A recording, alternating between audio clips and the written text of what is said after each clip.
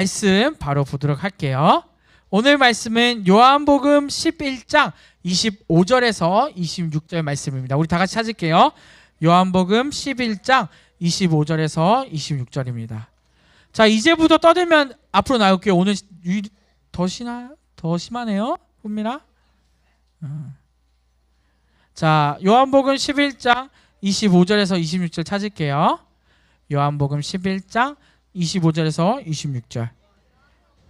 아직 못 찾은 사람 빨리 찾으세요. 요한복음 11장 25절에서 26절입니다.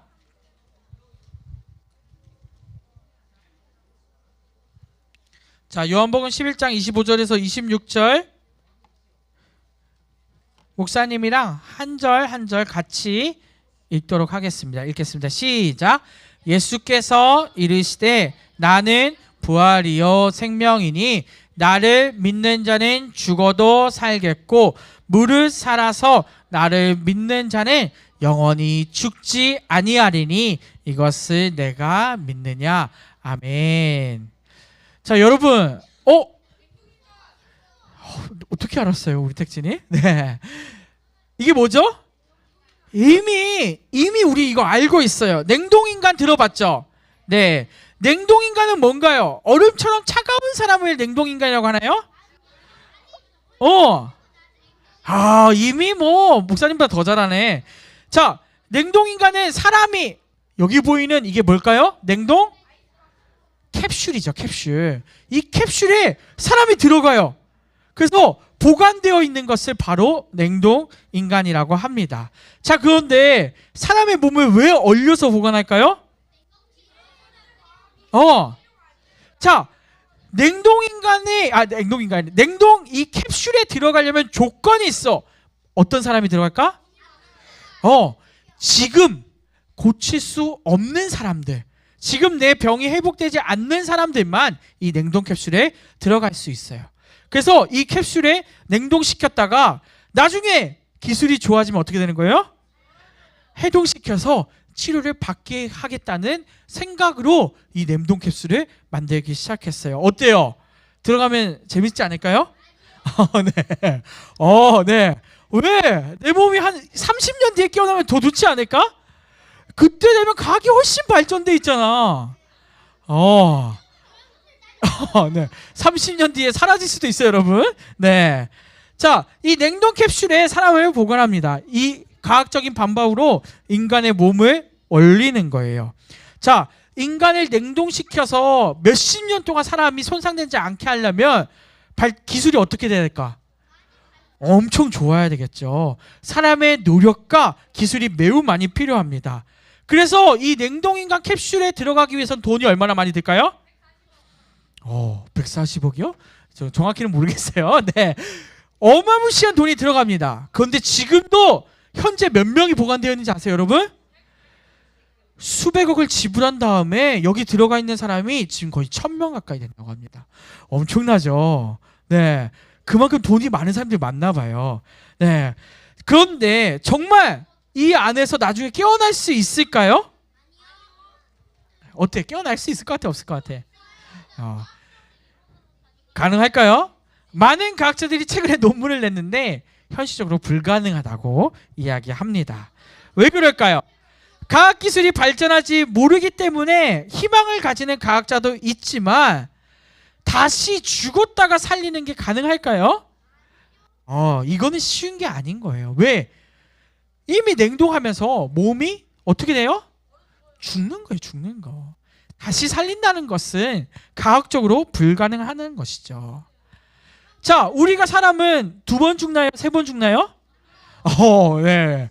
안 넘어가네. 네. 우리는 한 번 죽으면 어떻게 돼?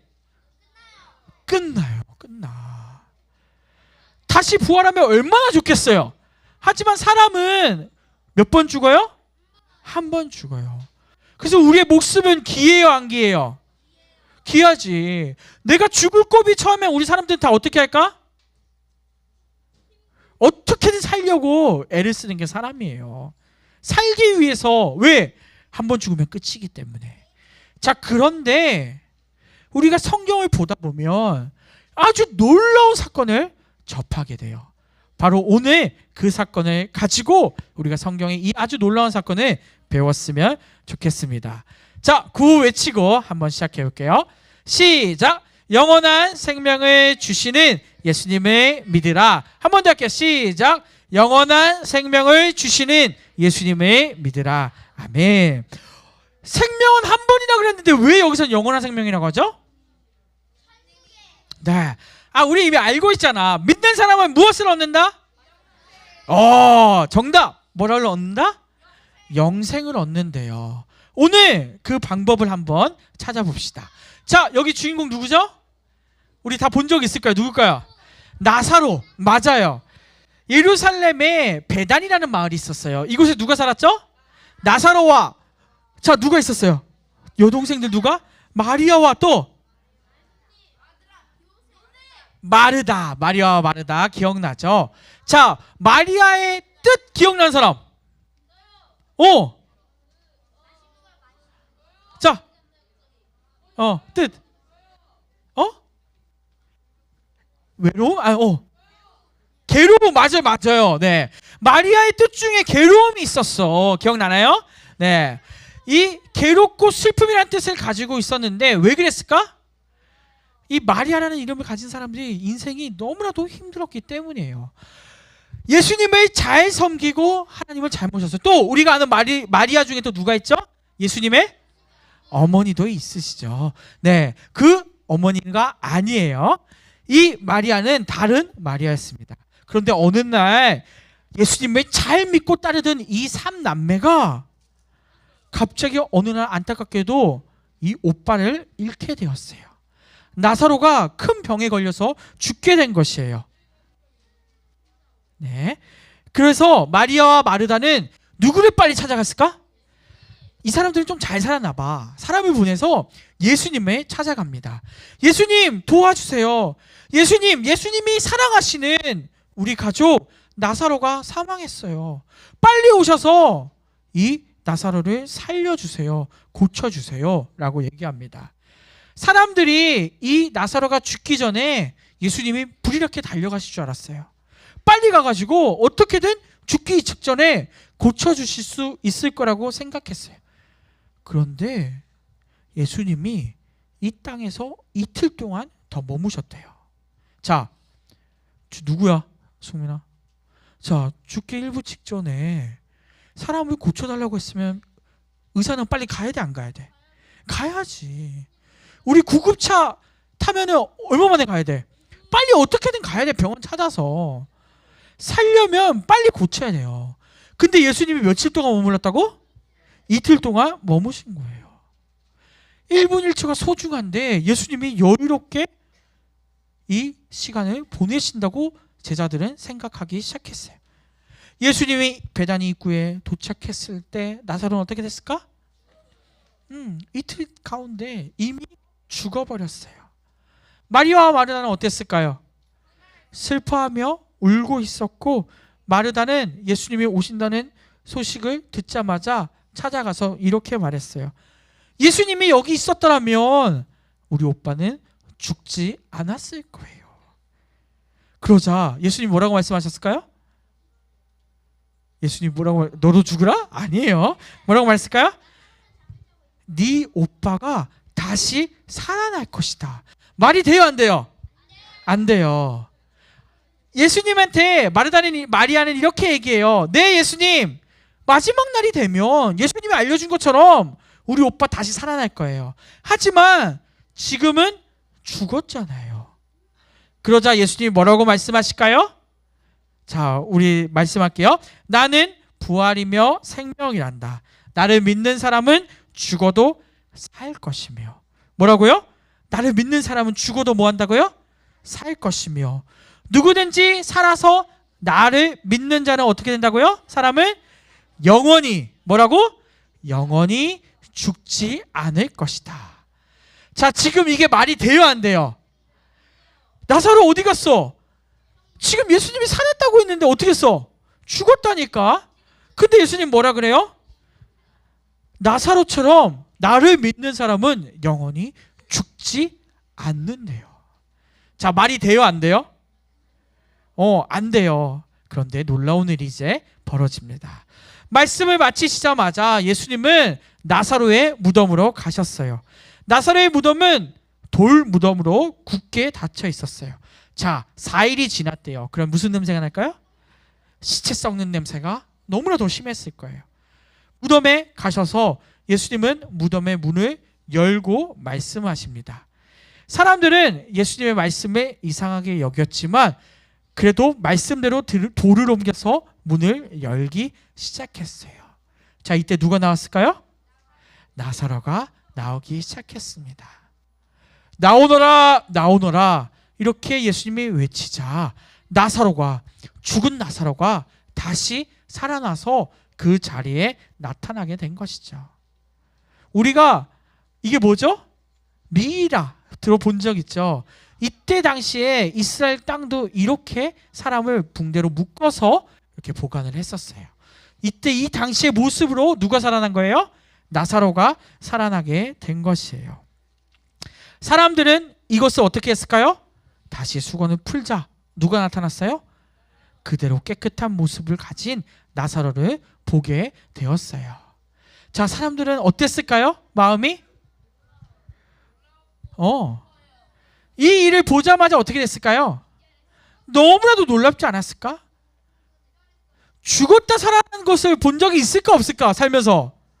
목사님도 아직 못 봤어요? 네. 여러분 본 적 있어요 없어요? 없어요. 이런 장면들을 한 번도 본 적이 없기 때문에 이 사람들은 너무나도 놀랍게 된 것이죠. 예수님은 왜 이 일을 이렇게 하셨을까요? 네. 예수님의 사역 중에 사람을 살리신 일이 이 일밖에 없어요. 왜 이 일을 직접 보여주셨을까요? 나중에 어떻게 되기 때문에? 예수님 역시 어떻게 돼요? 예수님 역시 우리의 죄를 대신히 해서 죽으시고 그 살아나시기 때문에 이 모습을 통해 먼저 살아계신 예수님을 보여주신 거예요. 여러분 이게 믿기나요? 네. 목사님은 성경을 볼 때 가장 못 믿었던 이야기가 바로 이 이야기였어요.